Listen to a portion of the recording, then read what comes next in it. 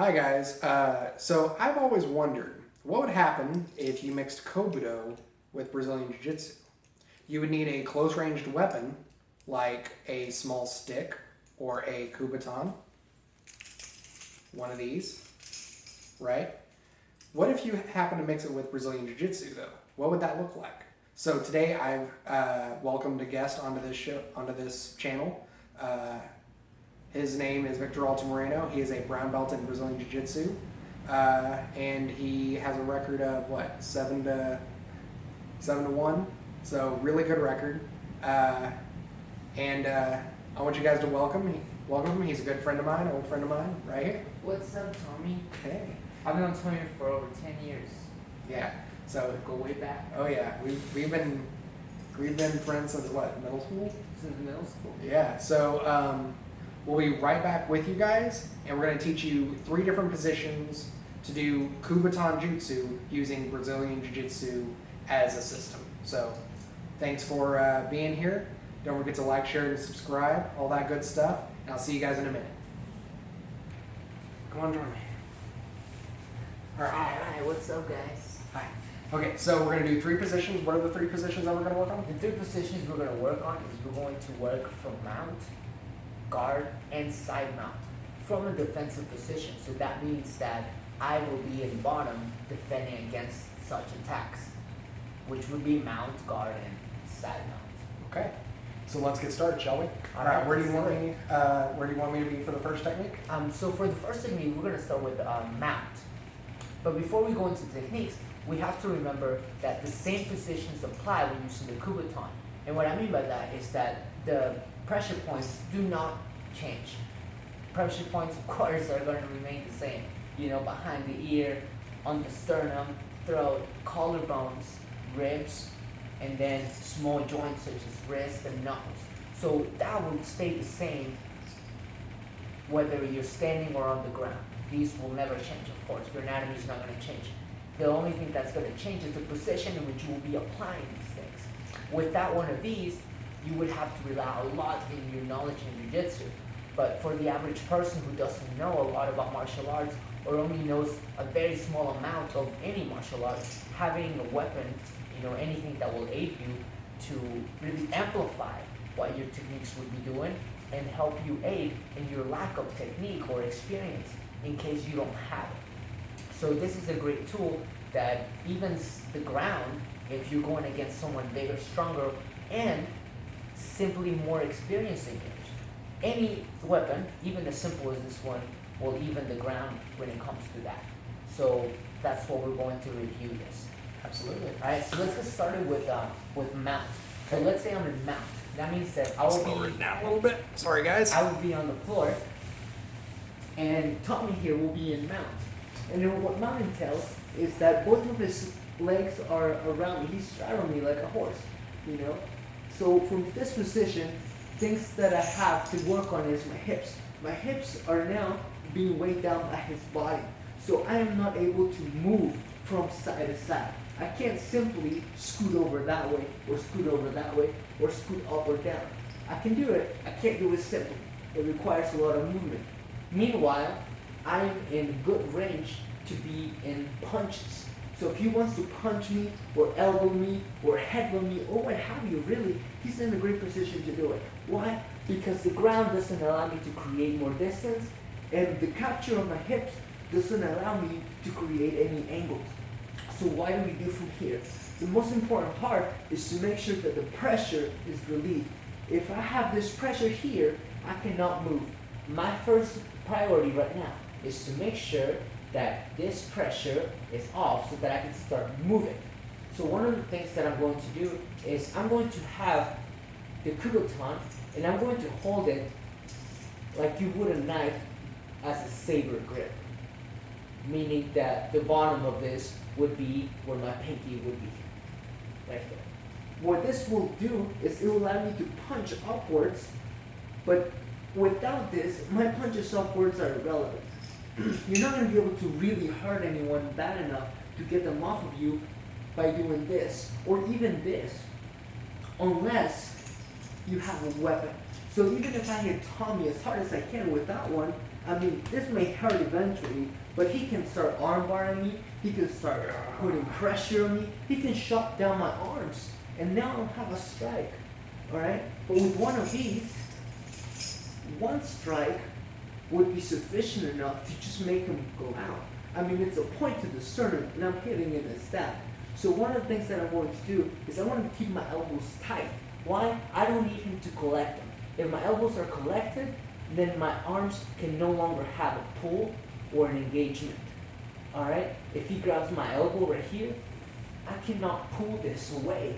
I cannot strike him if I cannot move my arm back and forward. So I'm going to keep my elbows tight. This will also keep my hands up, so if he does want to hurt me or hit me with anything, I have my hands up. So let's go simulate some punches. My hands are gonna be up, and I'll be able to move sideways with my torso, right? Going here, going there, not exposing the arms because that would give me the arm up. And while he's doing that, I am going to start implementing the pressure point to the chest. I am not extending my elbow. I'm keeping it bent, and I'm going right here because I don't want him to capture my arm into an armbar. So as he's punching me, I'm going to push him back, and I'm going to pick a side. This will only keep him postured. I'm going to pick a side, and I'm going to put both of my elbows right here between this knee. As you can see, right now, it's his knee and my hip. I'm going to put my elbows between that gap. So I'm going to make sure he's postured up. I am then going to turn and put my elbows between that gap. And you can use this as an aid even. If you want it on the hip, right there. Start pushing, start moving, start shrimping, and start hitting. Now, this may look a little raw. It may not look as technically pretty as you should, but you have to remember, this is how a person that's not necessarily well trained would do it with a weapon. They would be hitting someone. Alright? This alone, without good technique, hurts people. So, a constant strike should be throughout the whole technique. So key things to remember without this is that I want to make sure I have my hands up, and I want to make sure I can move my hips so that I can start creating space, going to butterfly and whatever with my underhooks. And then if I had this weapon, I would be doing all of these things while I'm hitting them on the face with a wooden stick. So that would be very hurt to anyone, really. The second technique we're going to review is the guard, which is a defensive position that can end up in a very offensive position. So from here, my legs are wrapped. So this is inverted mount, I guess you could call it. I'm on the bottom, but my legs are wrapped around his, just like his legs were wrapped around me when he was on top.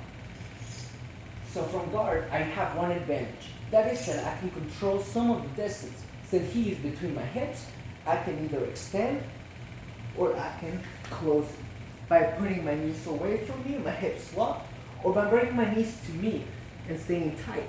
I can close and extend the range to know how I need to react to certain punches. So from going here in an extended way so that he doesn't have reach, I would be able to keep my frame and start attacking an arm, just so that he can't punch me. Here's my frame. Frame's really important. Frame just make sure so my partner stays put while I move out of the way instead of moving him. So what I'm doing is, I'm not trying to push him off of me.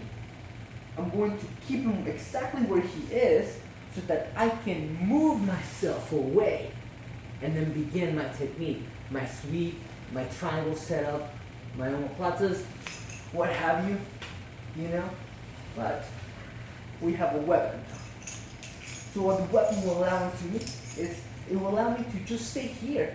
I can stay here, close the distance, trap this head, and just start hitting him, breaking the ribs, 1, 2, 3, going to the neck, right into the temple, and he cannot hit me if I maintain him close, right?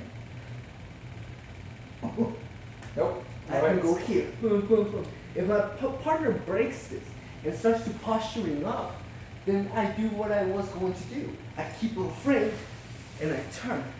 If they continue to pressure forward, you meet them in the middle. Without a weapon, you wouldn't do this. This wouldn't hurt them enough. It would put you closer to them, and then they would re-grab you and re-control you, and now you're back in guard and trying to start all over. But if you had a weapon, this alone would do a lot of damage. Alright? If I didn't have a weapon again, I wouldn't do that. If I had a weapon, I would more likely be more proficient in jiu-jitsu, and I would start doing certain techniques that would be specific to getting out. But for those of us who are not well trained, or perhaps don't practice, having a weapon really even things out. It lets you get away with bad technique because you have a tool that amplifies any strike that you may give your opponent. So we're going to go to the last position, which is the side mount. And we're going to go ahead and go this way with my head facing you guys so that you can see which positions that I am. So his hand is behind my head. Why? So that he can collect my head by pulling it upwards or pulling it towards him. So if he pulls his elbow to his hip, I am now trapped here, right? I cannot sit up. I cannot move around with my chest. My hips are free, but my head can't follow. So one of the things that I need to do is I need to relieve the pressure of his chest while not getting my hips captured. And what I mean by that is, if I start pushing him away this way, I need to make sure he can't mount me. Because if I'm pushing him away this way, I have to put my hips close to him to do so. Right? And this is the opportunity he would take to go to mount. And even though we know how to get out of it, we'd rather not be there. So from here, what I would like to do is I would like to make sure that whenever I separate him from me, I put my knee immediately between him and I. Like this. Notice, this knee is between him and I. Alright? So as I pushed him away, I put my knee here so that he doesn't put his knee on me and mount me. Alright? This is a very technical thing to do. It's very difficult because your partner's not just staying here. Your partner's staying here and hunting for an arm, for submission, for a choke. They're trying to hurt you. They're trying to punch you. They can put their knee on your belly, which is what we call knee on belly. Go ahead, knee on belly. And now abdomen is closed and I'm in striking position, and he's only a transition away from being to mount. So, getting out of this, I already showed you how to do so technically. Now, how do you amplify those techniques now that you have a weapon? You can use this to jam it into their hip and help you create that angle that you need to scoot away. Especially if somebody's stronger than you, it's going to be very hard to push or to even frame them. If they have a good grip on you here, even if I get my frame, it's going to be very difficult to move away, right? If I have a weapon, I can start jamming in.